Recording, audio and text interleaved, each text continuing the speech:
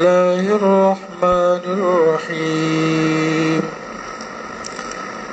الذين يتبعون الرسول النبي الأمي الذي يجدونه مكتوبا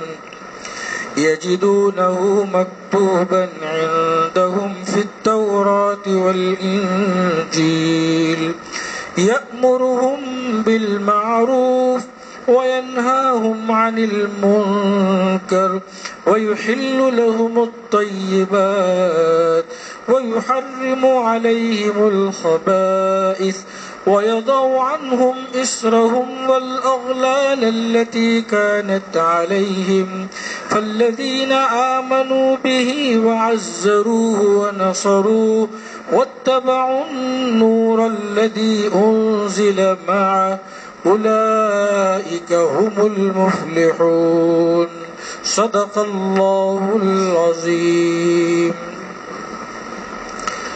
ابھی جو آیات تلاوت کی گئی ہے ان آیات کا تعلق سورہ اعراف سے ہے۔ اللہ جل جلالہ وعم نوالہ کے آخری رسول حضرت محمد مصطفیٰ صلی اللہ علیہ وسلم جن پر انبیاء علیہم السلام کے سلسلے کو ختم کر دیا گیا، اسی لیے آپ کا لقب خاتم النبیین یعنی انبیاء کے سلسلے پر مہر لگانے والے، آپ کے بعد کوئی نبی نہیں ہے۔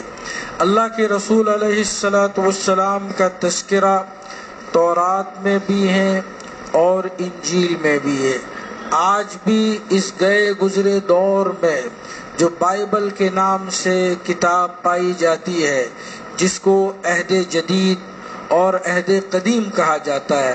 عہد قدیم سے مراد تورات ہے، یعنی تورات اس کا ایک حصہ ہے، اور عہد جدید سے مراد آج کل جو انجیل پائی جاتی ہے اس کو عہد جدید کہتے ہیں۔ آج بھی ان کتابوں میں آپ صلی اللہ علیہ وسلم کا تذکرہ موجود ہے کہ ایک نبی آئیں گے، اور یہ بات حضرت صفیہ رضی اللہ تعالی عنہ نے کہی۔ حضرت صفیہ کون ہے؟ یہ حیی ابن اخطب جو بنو نذیر کے سردار تھے ان کی بیٹی تھی، اور جب خیبر فتح ہوا تو آپ صلی اللہ علیہ وسلم کی نکاح میں آئی۔ صفیہ نے دو باتیں بتلائی اللہ کے نبی کو اس سے بڑا تعجب ہوا۔ ایک بات تو یہ فرمائی کہ میں نے ایک مرتبہ خواب دیکھا تھا کہ میری گود میں ایک چاند اتر آیا ہے۔ میں نے اپنے شوہر کنانہ ابن ابی العقیق سے کہا کہ میں نے ایسا خواب دیکھا ہے، تو انہوں نے مجھے ایک تھپڑ مارا، اس قدر تماچا مارا کہ اس کا نشان پڑ گیا۔ اللہ کے نبی نے پوچھا تھا بھی یہ نشان کیا ہے؟ تو حضرت صفیہ نے بتلایا تھا کہ میں نے خواب دیکھا تھا کہ میری گود میں ایک چاند یثرب کا یعنی مدینے کا چاند میری گود میں اتر آیا ہے، تو میرے شوہر نے مجھے تماچا مارا تھا اور یہ تعبیر دی تھی، کیا تو عرب کے بادشاہ کی بیوی بننے کا خواب دیکھ رہی ہے؟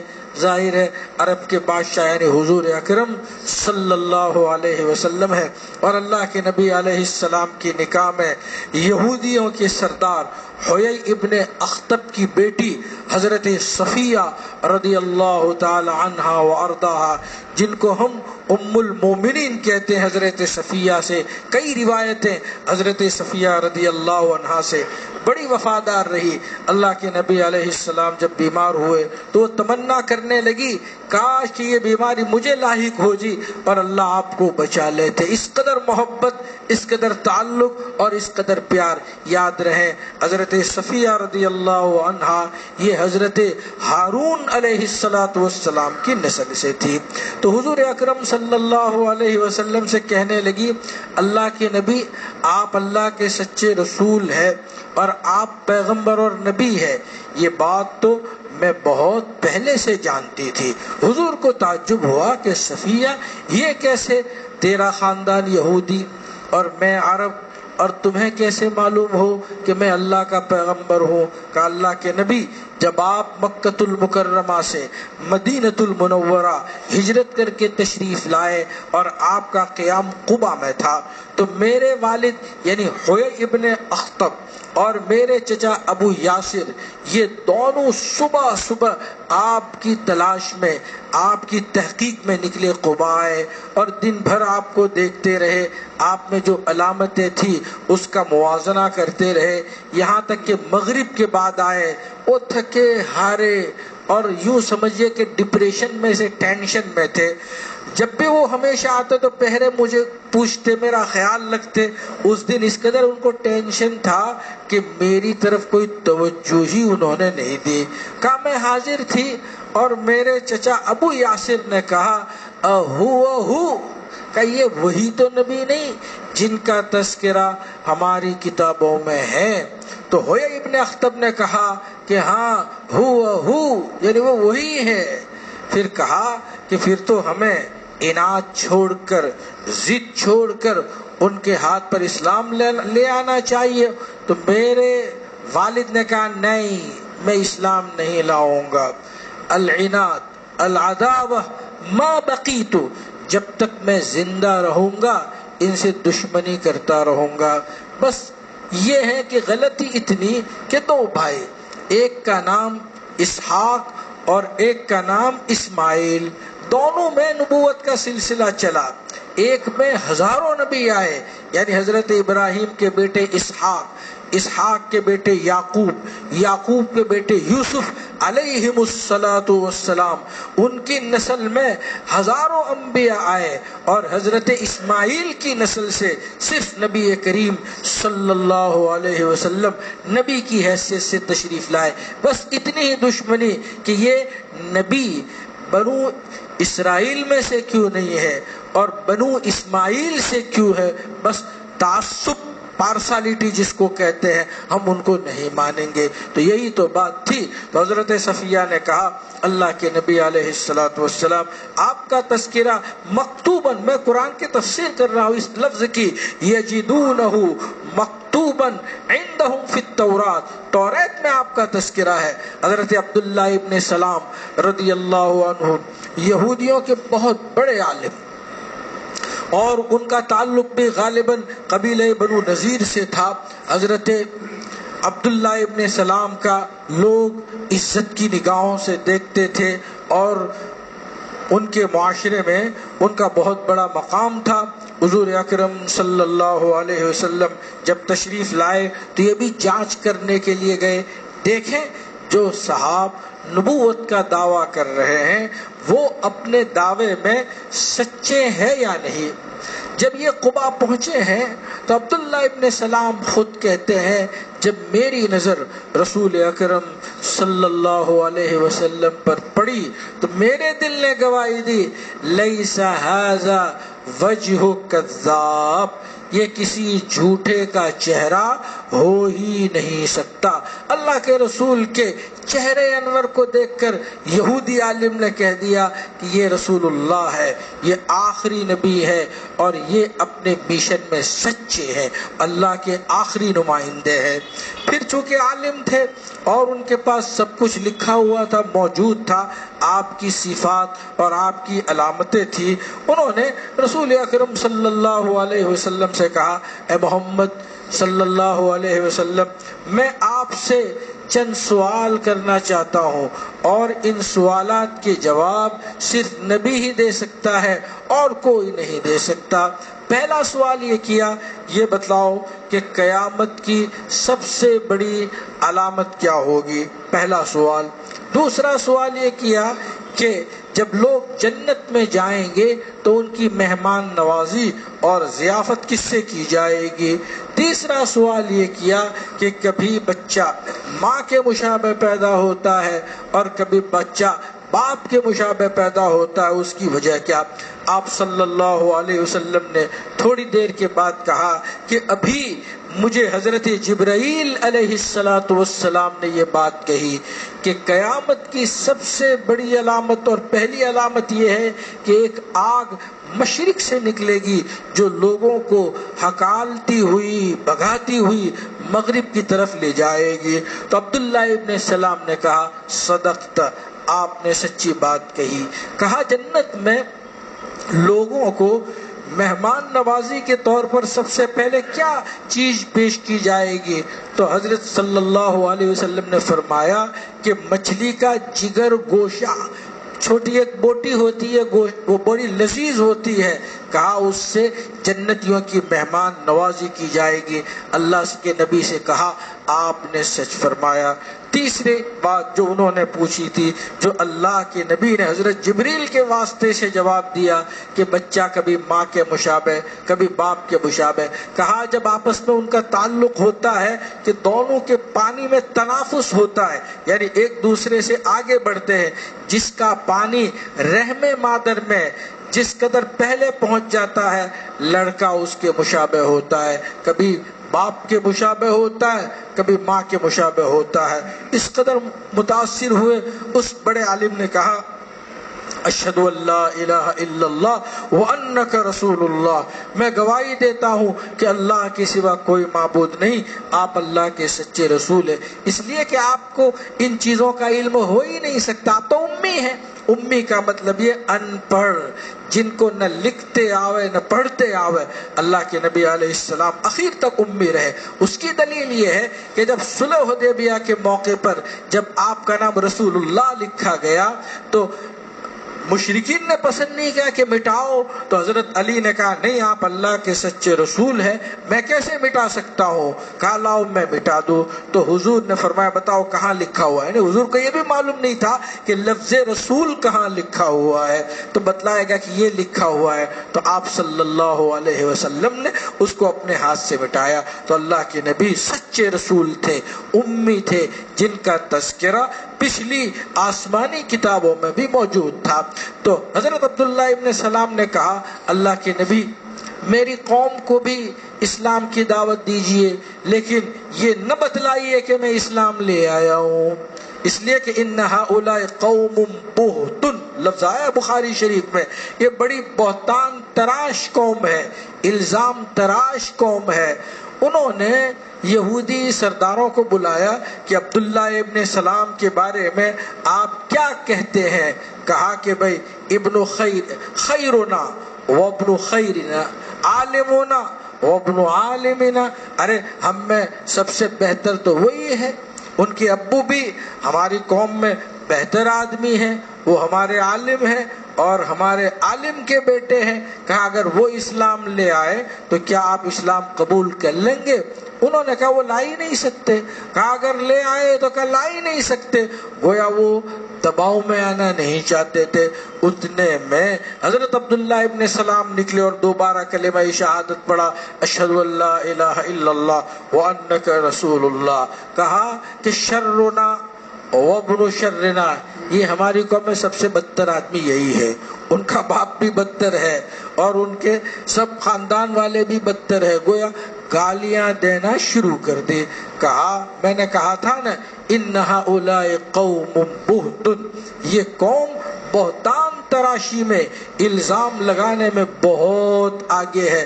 جو لوگ اخبارات پڑھتے ہیں آج بھی جو انہوں نے الزامات لگائے تھے کہ بچوں کو قتل کر دیا یہودیوں نے، جو اسرائیل کی جنگ چل رہی ہے، آج بھی ان میں پوری خصوصیات آج بھی 2024 میں بھی پائی جا رہی ہے۔ بہرحال اللہ کے نبی علیہ السلام سے ان کو بڑی گرویدگی ہو گئی، محبت ہو گئی، تعلق ہو گیا۔ اللہ کے نبی علیہ السلام کے الفاظ کو بڑے چاؤ کے ساتھ کہتے تھے۔ جب اللہ کے رسول علیہ السلام تشریف لائے تو آپ نے یوں کہا افش السلام اطعموا الطعام صلوا والناس نیام تدخل الجنت بسلام۔ رسول اکرم صلی اللہ علیہ وسلم کی یہ تعلیم تھی، افش السلام، سلام پھیلاؤ، سلام اس قدر پھیلاؤ، عرفت ام لم تعرف، آپ پہچانتے ہو تب بھی سلام کرو، نہ پہچانتے ہو تب بھی سلام کرو۔ سلام بہت بڑی چیز ہے۔ اللہ کے نبی علیہ السلام کے ارشادات پر ہمیں عمل کرنا چاہیے۔ آج ہم جن کو پہچانتے انہی کو سلام کرتے ہیں۔ مثلا میں اپنے بڑے آدمی کو سلام کروں گا، یا جن سے میرا تعلق ہوگا ان کو سلام کروں گا۔ اب جن کو ہم نہیں پہچانتے ان کو سلام نہیں کریں گے۔ حالانکہ اللہ کے نبی علیہ السلام کی تعلیم یہ ہے کہ عرفت او لم تعرف، جانتے ہو اس کو بھی سلام کرو، نہ جانتے ہو اس کو بھی سلام کرو۔ چھوٹا بڑے کو سلام کرے، بڑا چھوٹے کو سلام کرے، کھڑا ہوا بیٹھنے والے کو سلام کرے۔ اللہ کے نبی علیہ السلام کی یہ تعلیم ہے۔ اور سب سے بڑی بات یہ ہے کہ سلام میں بہت بڑا علاج ہے، اور وہ علاج کیا ہے؟ تکبر کا علاج ہے۔ اب بتلائیے، تکبر، گھمنڈ ایسی چیز ہے کہ جو انسان کو تباہ کر دیتی ہے، انسان خود بھی برباد ہو جاتا ہے اور اپنے تمام متعلقین کو بھی برباد کر دیتا ہے۔ لیکن حضور نے فرمایا من بدأ بالسلام بریء من الکبر، جس نے سلام کی ابتدا کی، یعنی جس نے پہلے ہی السلام علیکم کہہ دیا، اس کا معنی یہی لیا جائے گا کہ اس کے دل میں گھمنڈ نہیں ہے، تکبر نہیں ہے۔ اللہ تعالیٰ نے اس کو اس خطرناک مہلک بیماری سے بچایا ہے۔ حضرت عبداللہ ابن سلام نے یہی کہا کہ افشوا السلام۔ نمبر 2، اطعموا الطعام، ارے لوگوں کو کھانا کھلاؤ، کھانا کھلاؤ۔ ہمارے حضرت مولانا قمر الزمان صاحب الہ آبادی الحمدللہ تشریف لائے ہیں، ابھی گٹھامن میں ہیں، اور انشاءاللہ العزیز سنیچر کو وہ دارالعلوم کنتھاریہ میں آ جائیں گے۔ میں اس لیے کہہ رہا ہوں کہ مولانا نے یہ کہا تھا کہ میں انشاءاللہ میرے آخری بیٹے کی جب شادی کروں گا نا، نکاح کروں گا، تو اس حدیث پر عمل کروں گا، اطعم الطعام، میں کھلاؤں گا۔ مولانا عبید اللہ صاحب ہے ماشاءاللہ، اب تو بڑے ہیں، عمر بھی اچھی خاصی ہے، 45 سال ہوگی میرے خیال سے ان کی عمر، اور مجھے معلوم ہے میں ان کی نکاح میں 2004 میں گیا تھا، تو اس وقت مولانا نے اس حدیث پر عمل کیا، اطعم الطعام، کھلاؤ۔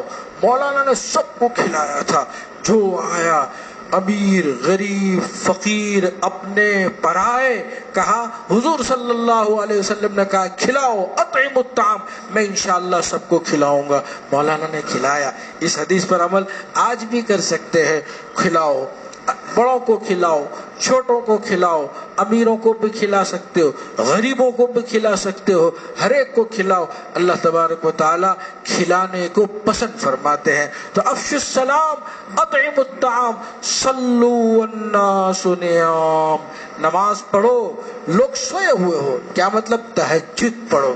اب دیکھیے رمضان میں ہمیں عبادت کرنا کس قدر آسان ہے۔ میرے خیال سے شاید کوئی ایسا ہوگا جو تہجد نہ پڑھتا ہو، شاید، وہ بھی کوئی عذر ہوگا تو وہ نہیں پڑھے گا، ورنہ آدمی 4 بجے آج کل کھڑا ہو ہی جاتا ہے۔ تو اگر 1 مہینہ ہم 4 بجے کھڑے ہو سکتے ہیں تو 11 مہینے کیوں نہیں کھڑے ہو سکتے؟ وہ تو ہمت کی بات ہے۔ جب آدمی کسی چیز کو دل پر لے لیتا ہے تو اس کے لیے کھڑا ہونا آسان ہو جاتا ہے۔ اللہ کے نبی علیہ السلام کے صحابہ 12 مہینے، صرف رمضان میں نہیں، 12 مہینے تہجد پڑھتے تھے، اور قرآن نے ان کو یوں کہا تتجافى جنوبهم عن المضاجع يدعون ربهم خوفا وطمعا ومما رزقناهم ينفقون، ان کی پشتیں، ان کی کمریں خوابگاہوں سے علیحدہ ہوتی ہے، یعنی اٹھ جاتے ہیں۔ اب بعض مرتبہ تو ہمارے عزیز فجر بھی نہیں پڑھتے، فجر میں اٹھنا مشکل ہو جاتا ہے۔ وجہ کیا؟ دل پر نہیں لیا۔ اگر دل پر لیں کہ مجھے اٹھنا ہے تو اللہ تبارک و تعالیٰ اس کے لیے 4 بجے، 4:30 بجے اٹھنا اپنے فضل و کرم سے آسان کر دیتے ہیں۔ الحمدللہ ہم نے ایسے لوگ دیکھے، ابھی بھی ایسے لوگوں کو میں جانتا ہوں کہ جن کی تہجد 50 سال سے نہیں چھوٹی۔ گودرا کی بات کرتا ہوں، گودرا میں ایسے افراد کو جانتا ہوں جن کی تہجد 50 سال سے نہیں، اور وہ عالم نہیں، وہ ایک بیچارے چائے بیچنے والے، ہوٹل والے، جن کا کام ہی ایک ہوٹل ہے، لوگوں کو کھلانا ہے۔ اپنے کاروبار کو کرنا ہے، لیکن دل پر لے لیا کہ تہجد پڑھنی ہے، کم سے کم اس مجمع میں جو لوگ بیٹھے ہیں وہ اگر یہ نیت کر لیتے ہیں کہ ہم رمضان کے بعد بھی وہی معمولات جو رمضان میں ہمارے ہیں، رمضان میں معمولات ہمارے قرآن کریم کی تلاوت کے ہیں، بلا مبالغہ لوگ 15 20 22 پارے پڑھ لیتے ہیں، کیا جو آدمی 20 پارے روزانہ پڑھ لیتا ہو رمضان کے بعد 2 نہیں پڑھ سکتا؟ پڑھ سکتا ہے، لیکن دل پر نہیں لیا۔ جس چیز کو آدمی دل پر لے لیتا ہے اللہ اس کو آسان کر دیتے ہیں۔ تو اس مجلس میں جو بیٹھے ہیں وہ یہ طے کریں کہ جو تلاوت ہم رمضان میں کر رہے ہیں انشاءاللہ بقدر استطاعت ہم اس کو جاری رکھیں گے۔ تلاوت کو ناغا کرنا یہ بہت بری بات ہے، ایک دن آدمی چھوڑ دیتا ہے نا تو دوبارہ چھوٹ جاتے۔ میں اپنا تجربہ بیان کروں، جب کبھی، اب تو نہیں چھوٹتا لیکن جوانی کی بات ہے، جب کبھی سورہ کہف ایک بار چھوٹتی تھی تو کئی ہفتوں تک غائب ہو جاتی تھی، پڑھتا ہوں ابھی پڑھ، توفیق ہی نہیں ہوتی۔ ایک بار چھوڑ دیجئے کئی ہفتوں تک پڑھنے کی توفیق نہیں ہوتی۔ یہ طے کیجئے عبداللہ ابن سلام کی برکت سے، جو انہوں نے رسول اللہ صلی اللہ علیہ وسلم کی تعلیمات میں کہا افشوا السلام، سلام کو پھیلاؤ، اطعموا الطعام، لوگوں کو کھلاؤ، صلو، نماز پڑھو اس حال میں کہ لوگ سوئے ہوئے ہو۔ یاد رہے قبر کی روشنی اسی تہجد میں ہے۔ میں نے ابھی پرسوں ہمارے ایک مہمان آئے تھے، ہمارے استاد تھے حضرت مولانا نذر الحفیظ صاحب ندوی رحمت اللہ تعالی علیہ رحمتاً واسعہ، وہ ان کے عزیز تھے۔ میں ان کو اپنے گھر کھانے کے لیے لے گیا، انہوں نے حضرت مولانا کی باتیں سنائے کہ بڑھاپے میں بھی سفر کر رہے ہیں، ٹرین میں ہیں، اور ٹرین میں بھی تہجد نہیں چھوٹتی، اور تہجد کی 2 رکعت نہیں، 4 نہیں، پوری 12 رکعتیں 80 سال کی عمر میں بھی پڑھا کرتے تھے۔ معلوم ہوا یہ جسمانی طاقت کی بات نہیں، یہ روحانی طاقت ہوتی ہے، وہ اندر کی طاقت ہوتی ہے جو انسان کو اٹھاتی ہے کہ 12 رکعت تہجد ان کی سفر میں تو، حضر میں تو ٹھیک ہے، سفر میں بھی کبھی ناغا نہیں ہوتی۔ حضرت شیخ الحدیث حضرت مولانا زکریا صاحب رحمت اللہ علیہ نے یہی تو لکھا ہے اپنے فضائل میں کہ میں تو خود کمزور ہوں، حالانکہ وہ خود کمزور نہیں۔ حضرت مولانا زکریا صاحب رحمت اللہ علیہ اپنی جوانی میں روزانہ ایک قرآن پڑھتے تھے۔ اپنی کتاب آپ بیتی میں لکھا ہے کہ میں صبح فجر کے بعد چائے وائے پی کر بیٹھ جاتا تھا اور ظہر تک قرآن کریم کو ختم کر دیتا تھا۔ حضرت مولانا زکریا صاحب رحمت اللہ علیہ روزانہ اپنی جوانی میں ایک قرآن پڑھ لیا کرتے تھے، اور انہوں نے لکھا ہے کہ میری بیٹیاں کم سے کم روزانہ 15 پارے اپنے گھر کے کام کاج کے ساتھ پڑھ لیتی ہے۔ ظاہر بات ہے جب وہ پڑھ سکتی ہے تو ہم کیوں نہیں پڑھ سکتے؟ وہی بات دل پر لینے کی ہے۔ حضرت نے لکھا ہے تو ہی نہ چاہے تو بہانے ہزار ہے۔ جب آپ کو ہی نہیں کرنا تو بھائی بہانوں کا ڈھیر لگا ہوا ہے، لیکن اگر کوئی کرنا چاہے تو اللہ کی توفیق اس کے ساتھ شامل حال ہو جاتی ہے۔ یہ باتیں حضرت عبداللہ ابن سلام جو صحابی رسول ہے ان کی برکت سے نکلی۔ اللہ مجھے بھی اور آپ کو بھی عمل کرنے کی توفیق عطا فرمائے۔ سبحان اللہ و بحمدہ۔